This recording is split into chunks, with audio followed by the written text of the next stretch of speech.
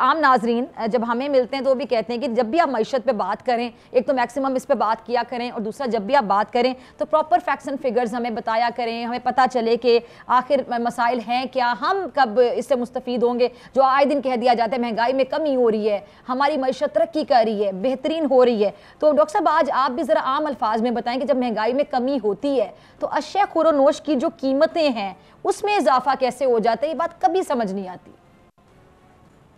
बिस्मिल्लाहिर्रहमानिर्रहीम। Thank you for having me doctor फिजा।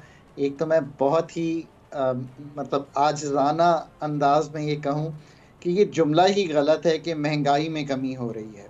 सो पूरे पाकिस्तान के अवाम के लिए महंगाई के बढ़ने की रफ्तार में कमी हो रही है। महंगाई हो रही है मुल्क में, इसमें कोई शक की गुंजाइश नहीं है। 2023 का मालियाती साल जब जून 2023 में ख़त्म हुआ तो 29% कीमतें बढ़ी।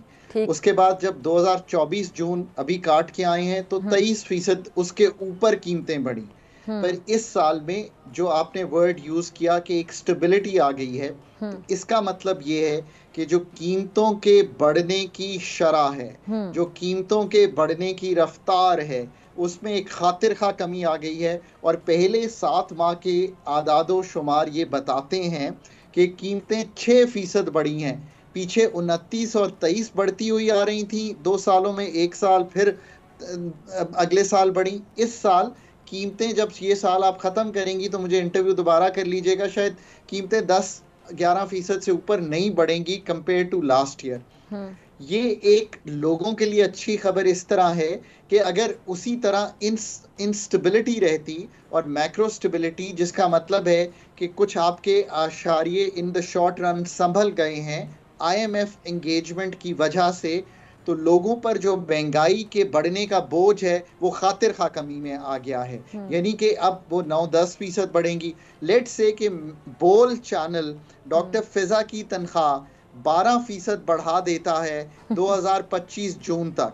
इसका मतलब ये है कि आपकी तनख्वाह 12% बढ़ी, महंगाई 10% हुई, तो आपकी कुव्वते खरीद में 2% का इजाफा हुआ, क्योंकि अब आपके पास ज्यादा रकम आ गई कंपेयर टू अगर आप वही गुड्स खरीदती, वही सर्विसेज लेती। ये है असल कहानी। मैक्रो स्टेबिलिटी का आखिरी बात यह है कि एक हमारा बैरूनी खसारा भी संभला है।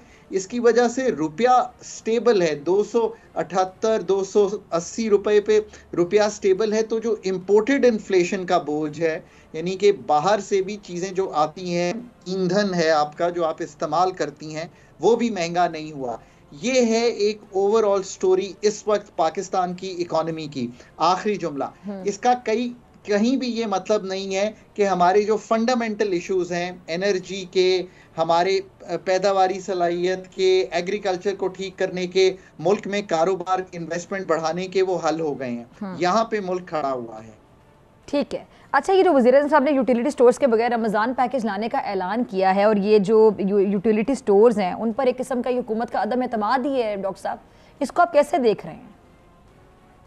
पाकिस्तान में 6,500 के करीब यूटिलिटी स्टोर्स एग्जिस्ट करते हैं, और कहा यह जाता है कि ये इनडायरेक्ट किस्म की सब्सिडी है। हम करते क्या हैं, हम 3 अरब 4 अरब का एक रमज़ान पैकेज देते हैं और कहते हैं कि अगर कोई भी वहाँ जाए अपना शनाख्ती कार्ड लेकर, ताकि आप बार बार ना खरीद सकें, तो वहाँ से आप चीनी अगर 10% कम, चावल 10% कम, दाल 15% कम खरीद सकते हैं। पर मैं भी जा सकता हूँ, आप भी जा सकती हैं। लेट्स से कि आप तो बहुत अच्छी एंकर हैं, so you are earning much more than I am earning. तो ये एक मुतवाज़न गुफ्तगू नहीं होगी। आप इतने यकीन से कैसे कह रहे हैं डॉक्टर साहब?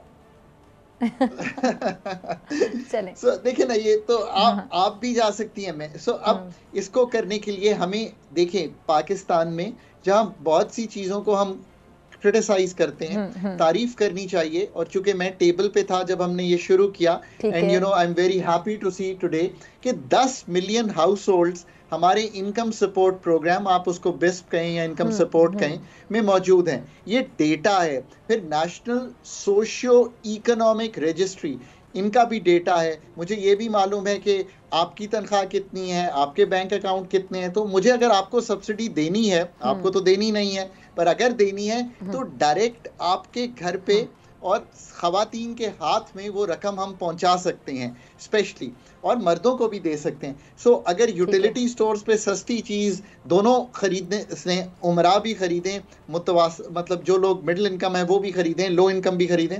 सो डायरेक्ट टैक्स जो सब्सिडी का निज़ाम है, डायरेक्ट कैश ट्रांसफ़र का निज़ाम है, ये बेहतर निज़ाम है, जाना चाहिए इस तरफ। सब्सक्राइब करें और बेल दबाएं ताकि कोई खबर रह न जाए।